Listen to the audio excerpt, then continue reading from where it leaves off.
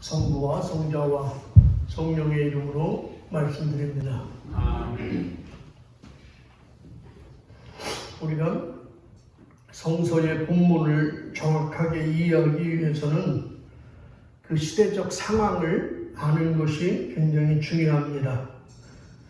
예수님은 복음을 전하실 때 늘 주변 상황을 비유를 들어 말씀해 주셨습니다. 원래 비유라는 것은 어떤 사건을 이해하기 쉽게 설명하기 위해서 사용하는 방법입니다. 그래서 혼인잔치의 비유, 그 시대 혼인잔치 얘기를 하는 거죠. 씨 뿌리는 비유, 겨자씨의 비유, 포도나무의 비유, 늘 이렇게 주변의 일상적인 일들을 비유로 설명을 하셔서 우리로 하여금 하나님의 말씀을 받아들이도록 하셨죠. 그런데 오늘은 포도원 소작인의 비유를 통해 당시의 종교 지도자들과 바리새인들을 책망하십니다. 그렇다는 것은 이런 소작류에 대한 일이 주변에 일상적으로 일어났던 일일 겁니다. 그렇기 때문에 예수님께서 이걸 비유로 말씀해 주셨겠죠. 예수님 당시 팔레스타인은 로마 황제가 임명한 본봉왕의 통치를 받던 시대입니다. 그래서 본봉왕들은 백성들에게 무거운 세금을 부과하고 세리를 통해서 그 세금을 징수하게 합니다. 그런데 정상적인 세금을 징수하는 게 아니라 세리도 남겨 먹어야 되고 본봉왕도 먹어야 되고 로마 황제에게도 바쳐야 되니까 어마어마한 세금을 부여를 한 거죠. 백성들은 여기에 그치지 않고 또 예루살렘 성전을 관장하는 대제사장과 그 무리들에게도 성전세와 11조와 또 헌물을 따로 또 바쳐야 했어요. 그러니까 이건 여간 살기 힘든 게 아닙니다. 세금 때문에 살 수가 없었어요. 그래서 갈수록 가중되는 세금과 눈덩이처럼 늘어나는 고리이자를 갚지 못한 농민들은 결국 땅을 빼앗겼습니다. 반면에 귀족들은 이런 식으로 백성들의 땅을 가로채 토지를 늘려갖고 대지주가 되는 것이죠. 오늘 본문의 예수님의 비유는 이런 사회 환경과 배경에서 나온 이야기였습니다.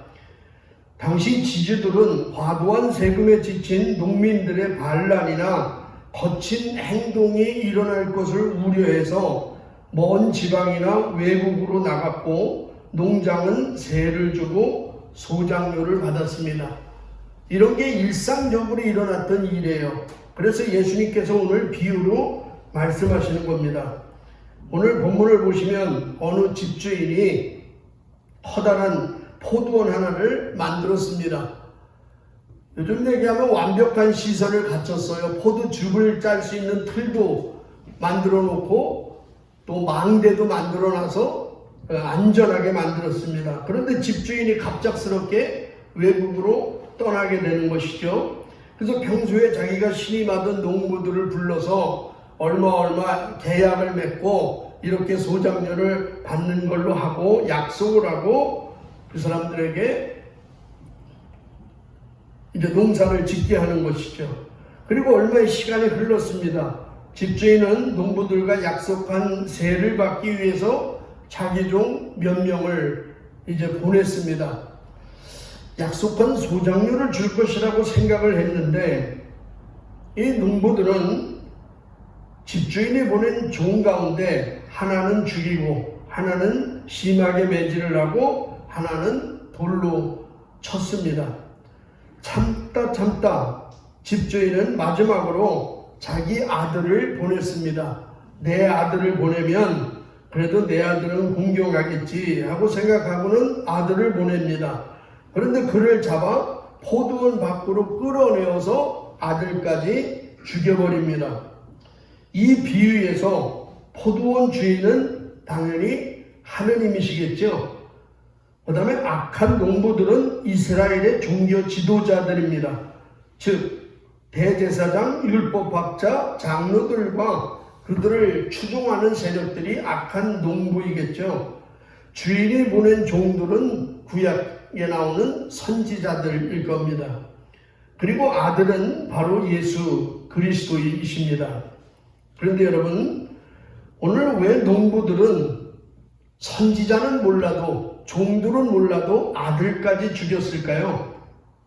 그냥 본래의 약속을 지키면 되는 거예요. 그죠? 주인에게 세를 내면 됩니다. 그런데 왜 아들까지 죽였을까? 왜 죽입니까? 아예 포도원의 소유권을 빼앗겠다고 생각하고 아들을 죽이는 것이죠. 자기가 주인이 되려고 하는 것입니다. 땅 주인을 인정하고 싶지 않은 거죠. 왜 그러냐? 그것이 편하니까 그런 거예요. 자기가 주인 되면 편한 거예요. 소장료도 안 내고 하니까 편한 겁니다. 예수님이 이 땅에 오셔서 하는 말씀을 들어보니까 자기들의 욕망에 걸림돌이래요. 하느님의 아들이라고 하는 자가 와서 자기들의 권위를 위협하고 자기들이 지금까지 누렸던 기득권에 대한 도전을 하고 있는 겁니다. 종과 주인의 질서, 이거를 무너뜨려요. 그 다음에 의인과 죄인의 기존 질서를 타파합니다. 지금까지는 나는 의인이었고 저 사람은 죄인이었어요. 저 창녀가 죄인이었고 세리가 죄인이었어요. 근데 예수님이 와서 이런 관계들을 다 깨버리는 거예요. 아니다. 쟤들이 먼저 천국 갈 수 있고 너희들이 지금 죄인이야. 너희들이 회개해야 될 사람이야. 이런 모든 질서를 완전히 다 깨버립니다. 세리와 창녀가 너희보다 먼저 하나님의 나라에 들어갈 거야. 지난주에 말씀하셨잖아요. 그 사람들 앞에서 너희가 아브라함의 자손이라고 하지만 너희는 당연히 천국에 갈 것이라고 생각하지만 그렇지 않다는 거예요. 너희보다 회개한 사람, 뉘우침이 있는 세리와 창녀가 너희보다 먼저 하나님의 나라에 들어갈 거야. 여러분, 이 말씀은 그들의 권위에 엄청난 타격이 되는 거죠. 그죠? 지금까지 나름대로 자기들이 지켜왔던 이 권위가 완전히 무너지는 겁니다. 그러니 자기들의 자리를 지키기 위해서는 예수를 죽여야 하는 거예요. 저런 말 하는 자가 없어져야 하는 겁니다. 그래야 영원히 자기가 주인이 되는 것이죠. 주인이 달라고 하시면 당연히 주인께 드려야 하는데 그것을 드리기 아까웠던 것입니다. 오늘 저와 여러분들이 빠질 수 있는 함정도 이런 거예요. 정말로 우리들의 진정한 주인은 하느님이십니다. 예수님이에요. 우리들의 주인이. 믿습니까? 사실은요, 내 것은 없어요. 따지고 보면 내 것 없어요. 여러분 지금 입는 이 옷도 내 것 같죠? 죽으면 이것도 내 거 아니에요. 다 불살르잖아. 3일 있다 불살르나 5일 있다 불살르나 입었던 옷 다 불살라요. 밍크 코트까지요. 돌아가신 분은 다 불살릅니다. 우리가 가지고 있는 것 중에 하나님께로부터 받지 않은 것이 도대체 무엇입니까? 조금만 생각해 보면 다 하나님이 주신 거예요. 우리의 생명도 하나님이 주신 거고요. 우리의 건강도 하나님이 주신 거고요. 비록 많지는 않지만 내가 갖고 있는 이 재물도 하나님께서 주신 거예요. 하나님이 그 재물을 벌지 않도록 내가 어떻게 벌겠어? 그럼 하나님이 벌 수 있도록 건강 주신 것이고 아이디어도 주신 것이고 기회도 주신 것이라요. 내 것이라고 말할 수 있는 것이 사실 없습니다. 그런데 우리는 마치 내 것인 양 착각하는 것이죠. 내 것인 양 내 마음대로 사용하는 겁니다. 사실 우리도 오늘 본문에 나오는 이 악한 농부와 다를 바가 없습니다. 우리 것도 아닌 것을 가지고 우리 것처럼 움켜쥐고 살아가잖아요. 별로 중요한 것도 아닌데 그게 떨어지면, 그게 없어지면 죽을 것처럼 생각하잖아요. 그죠? 그게 돈이든 인맥이든 저거 없으면 난 죽을 것 같아. 인맥이 끊기면 죽을 것 같아. 그래서 언젠가부터 내 인생에서 가장 중요한 하나님은 사라지고 눈에 보이는 것에 집착하며 살아갑니다. 그리고 그것들이 나를 구원한 하나님의 자리를 대신하고 있잖아요. 그게 하나님이야. 그 돈이 하나님이고 그 인맥이 하나님이고 그 권력이 하나님이 되잖아요. 이게 우상이라는 거예요, 여러분. 이게 우상입니다. 여러분, 우상이 뭐예요? 팀 켈러라는 분이 쓴 내가 만든 신에 보면 이런 말이 나와요. 아주 우상에 대한 정의를 정확하게 내린 것 같아요. 이분이 우상을 이렇게 설명해요. 내 마음 속에서 절실하게 원하는 것이 우상이다. 뭐라고요?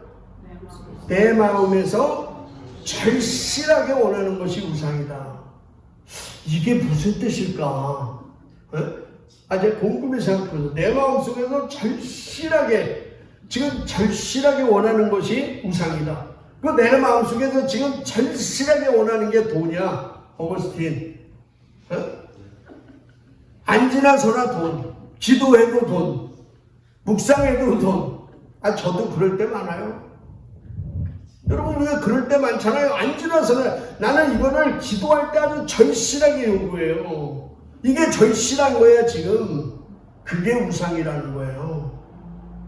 내 마음속에서 절실하게 원하는 것이 우상이에요. 왜요?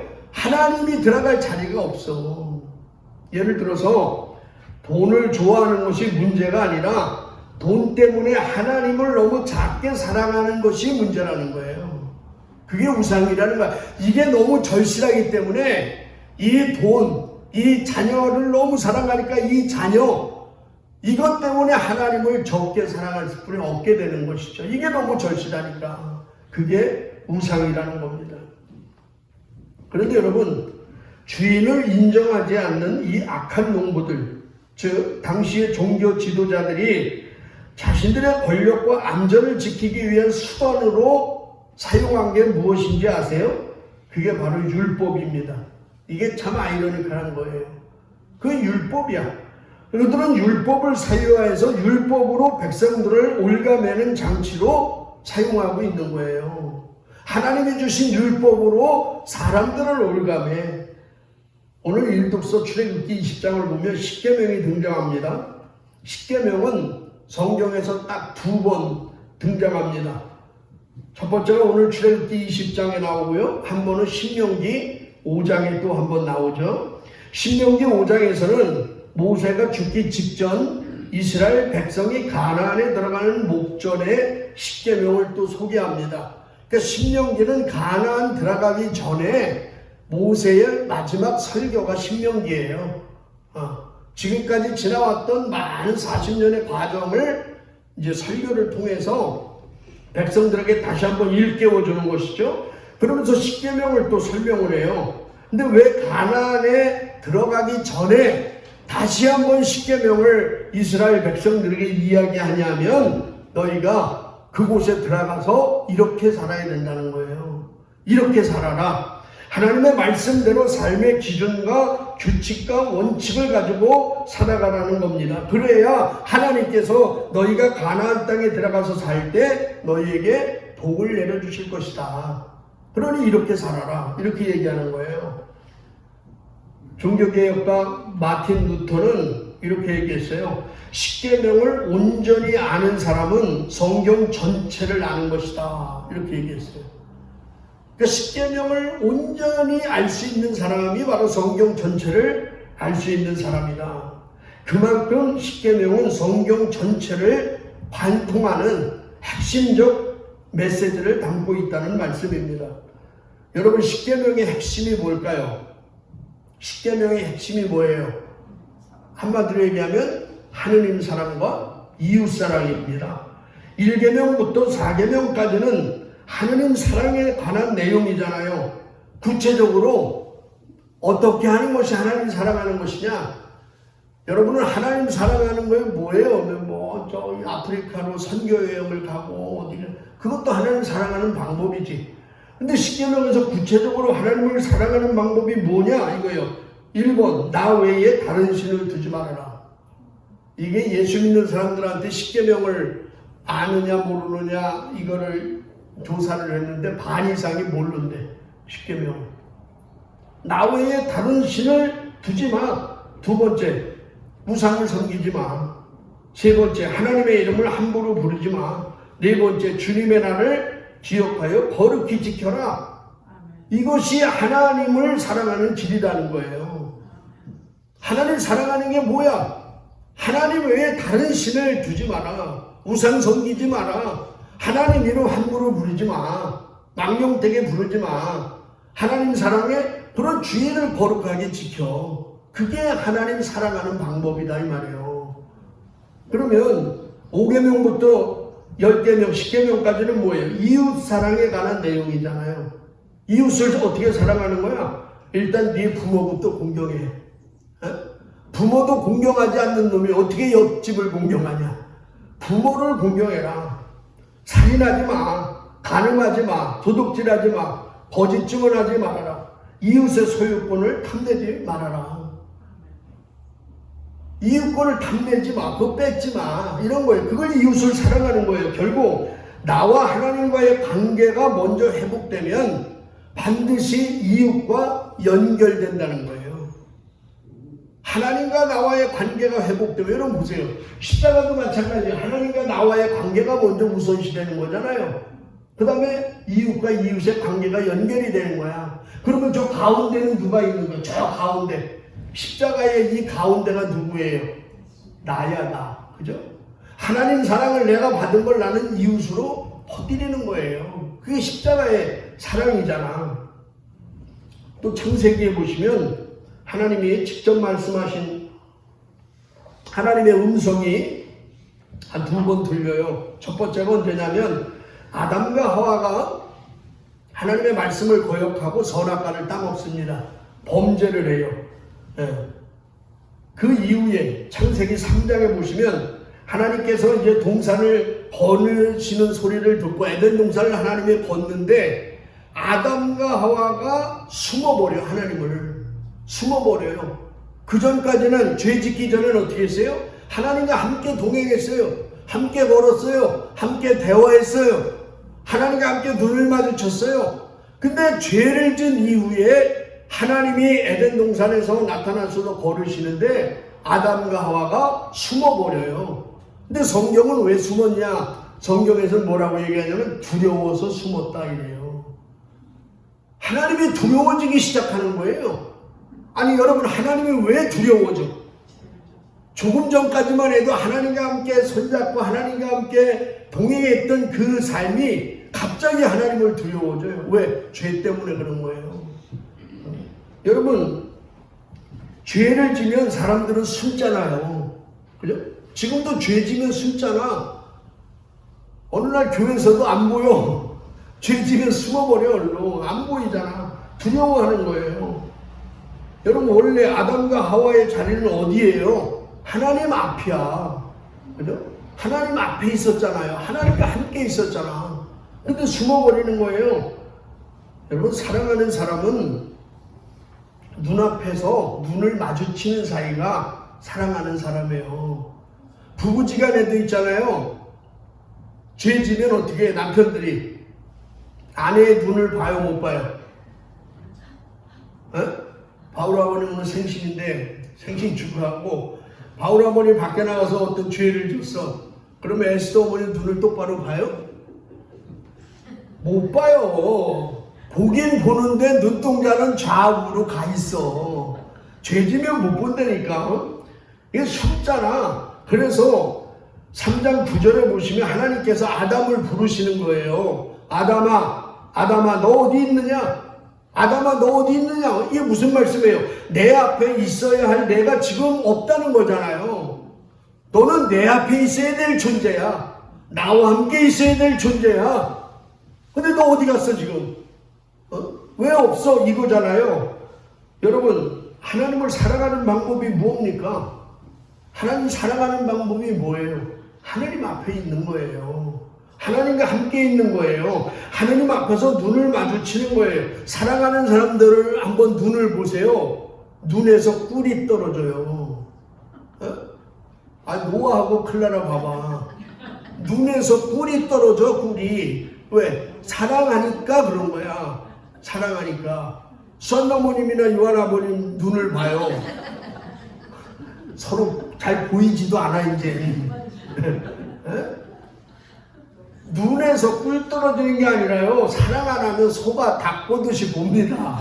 이렇게 보지. 사랑하는 사람들은 눈을 마주친다니까, 꿀이 떨어진다니까. 그게 사랑하는 거예요. 지금 여러분은 어디 있습니까? 지금 여러분의 자리가 어디예요? 여러분 하나님 앞에 있는 게 거룩이고요. 하나님 앞에 있는 게 하나님 사랑하는 거예요. 원래 내가 있을 자리는 어디다? 하나님 앞에요. 이게 하나님 사랑하는 거야. 그러니까 아담아 어디 있느냐는 뭐예요? 하나님 사랑하는 자리로 나오라는 하나님의 말씀이에요. 그리고 또 한 번 하나님의 음성이 나와요. 그게 언제냐면 가인과 아벨이 첫 번째 제사를 지내죠. 그죠? 근데 하나님께서 아벨의 제사는 받으시고 가인의 제사는 받지 않으셨어요. 왜 안 받으셨는지 난 모르겠어. 그런데 가인이 열받아가지고 자기 동생 아벨을 죽여버려요. 살인이 일어나는 겁니다. 그래서 하나님께서 창세기 4장 9절에 보면 이렇게 말씀하세요. 내 아우 아벨이 어디 있느냐 이렇게 물어요. 그랬더니 가인은 제가 아우를 지키는 사람입니까? 하고 잡아떼면서 모른다고 얘기를 해요. 내가 아우를 지키는 사람이냐고 왜 나한테 물어요? 이런 얘기잖아요. 여러분 내 아우 아벨이 어디 있느냐 이 말씀은 내가 사랑해야 하고 내가 돌보아줘야 할 내 동생 내 이웃 어디 있어 지금? 내 이웃이 어디 있어? 이걸 물어보는 거잖아요. 그런데 가인은 뭐라 해요? 제 아우를 제가 지키는 사람입니까? 이렇게 얘기해요. 무슨 말씀이 나하고 상관없는 일이라는 거죠. 나하고 상관없는 거예요. 내 옆에 있는 사람이 여러분 죽었어요. 내가 아는 사람이 죽었어요. 누군가가 죽었어요. 근데 나는 모르겠다는 거야. 오늘날에게만 이럴 수도 있어요. 세월호 찬사가 나서 아이들이요 수백 명이 죽었어요. 이태원에서 수백 명의 사람 청년들이 죽었어요. 비가 와가지고요 오송 지하차도에서 수십 명이 죽었어요. 이런 사회적 참사. 그런데 나와는 상관없대. 똑같은 오늘날의 가인이잖아요. 내가 그 사람들을 지켜줘야 되는 사람이에요. 나는 관심 없습니다. 이런 얘기랑 똑같은 거예요. 여러분 이웃사랑이 뭐예요? 도대체 이웃사랑이 뭐예요? 우리가 도시락 배달도 하고 연탄 배달도 하고 여러 가지 경제적으로도 도와주고 물론 그 다 이웃사랑 하는 거죠. 그러나 이것이 이웃사랑의 전부는 아닙니다. 이웃사랑의 시작은 관심이에요. 관심입니다. 이웃사랑의 시작은 인정해 주는 거예요. 그 사람들. 이게 이웃사랑의 시작이에요. 예수님이 그런 거의 대가시요. 요한복음 1장을 보면 세례 요한의 제자 중에 예수님의 제자가 된 사람이 2명 중에 한 명이 안드레아라고 있어요. 안드레아. 근데 이 안드레아가 누구냐면 안드레아는 누구의 동생인지 아세요? 안드레아가 누구의 동생일까요?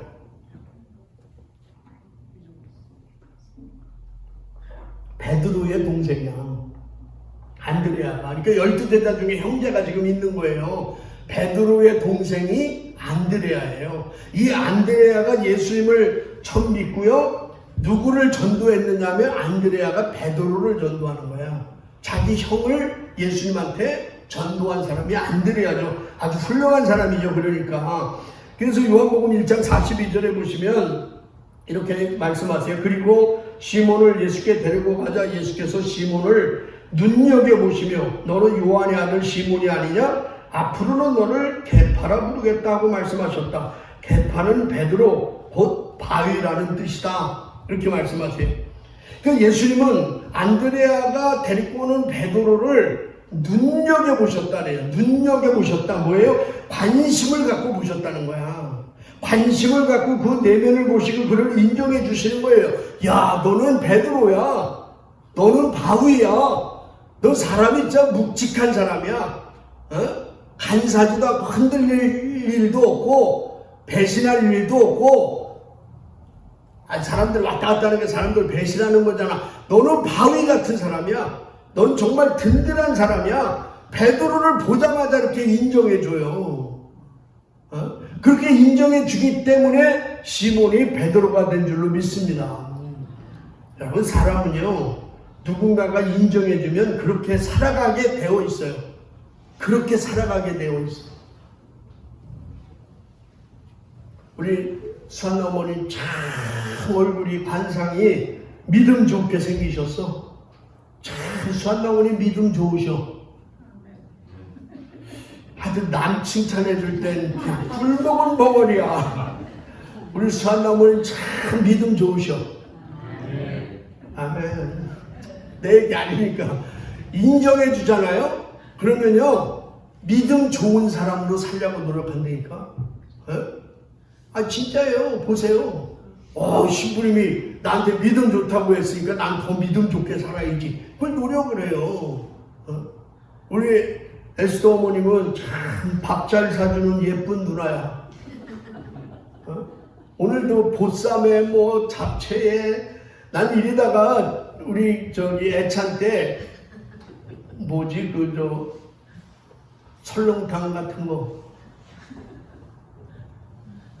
또 뼈 과서 하는 거 있잖아. 곰탕까지 나오지 않을까 다음 주 정도에는 기대를 해봅니다. 인정해 주는 거예요. 그럼 더 열심히 그거 하려고 한다니까. 우리 클라라는 매 토요일 나가서 혼자 누가 시키잖아도 교회 청소 다 하잖아. 이게 쉬운 게 아니거든요. 나도 귀찮아 그거 하려면 매주 하잖아. 얼마나 이뻐요. 정말 마르다 같은 믿음이지. 여러분은 마르다를 무시하는데 마르다가 정말 훌륭한 신앙이냐. 인정해줘요. 다음 주부터 금요일도 나온다. 인정해주면은요, 그 사람은 그렇게 살려고 노력하는 거야. 그러니까 베드로가 된 거는 뭐예요? 인정해 준 거야, 예수님이. 너는 바울이야.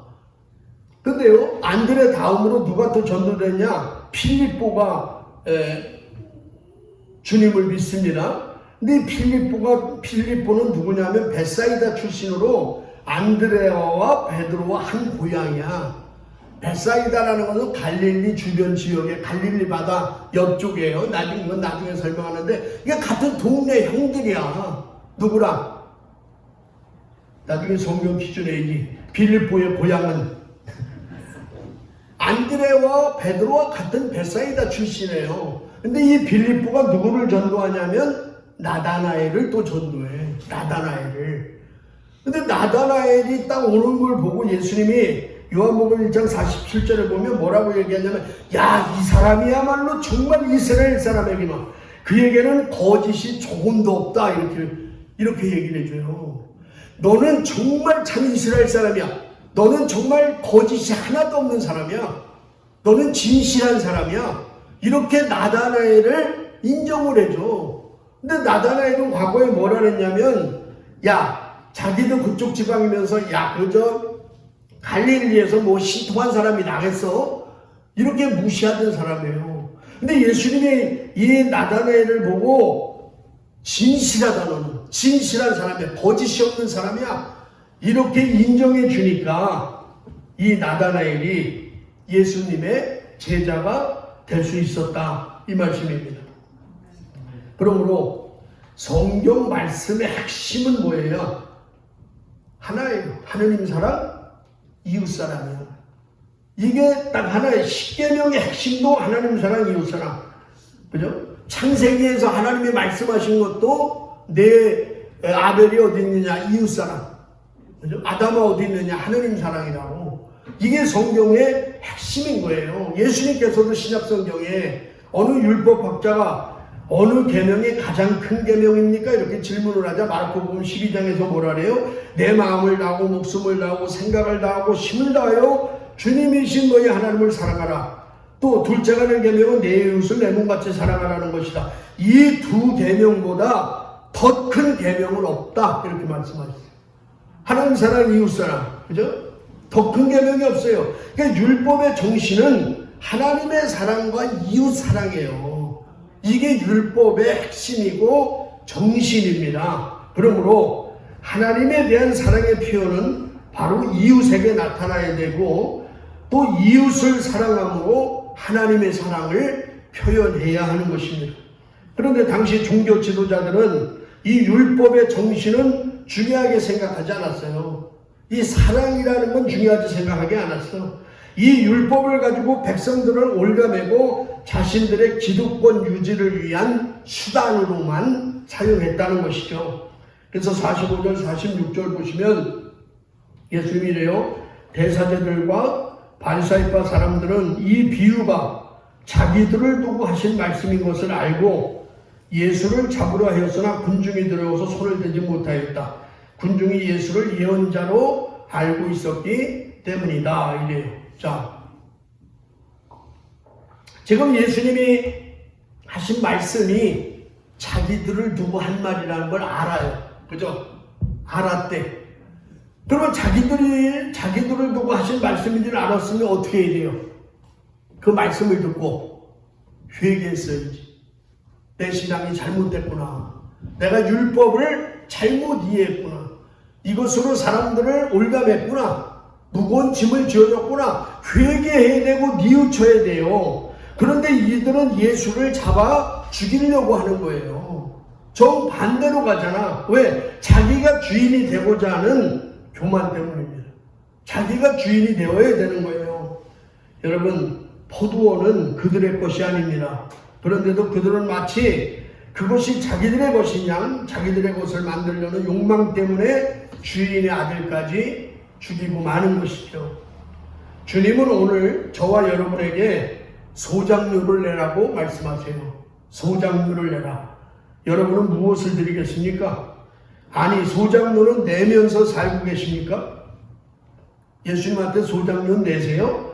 오늘 저와 여러분이 주님께 드려야 할 소작류는 얼마고 또 무엇입니까? 그것은 바로 이웃사랑을 통하여 하나님의 사랑을 확인하는 거예요. 그것이 저와 여러분이 소작류를 내는 방법입니다. 지금 여러분 옆에 있는 분들을 인정하고 관심을 가지며 살아가시기 바랍니다. 그것이 주님을 위한 일이고 주님이 우리에게 가장 큰 명령으로 말씀하신 일입니다. 그래서 우리 교회가 정말 저 교회는 하나님 사랑하는 교회야. 저 교회는 이웃을 사랑하는 교회야. 이웃을 사랑해서 하나님의 사랑을 표현하는 교회야. 이런 교회로 소문이 나는 저와 여러분 우리 교회가 되시기를 주님의 이름으로 축복합니다. 성부와 성자와 성령의 이름으로 말씀드렸습니다. 아멘.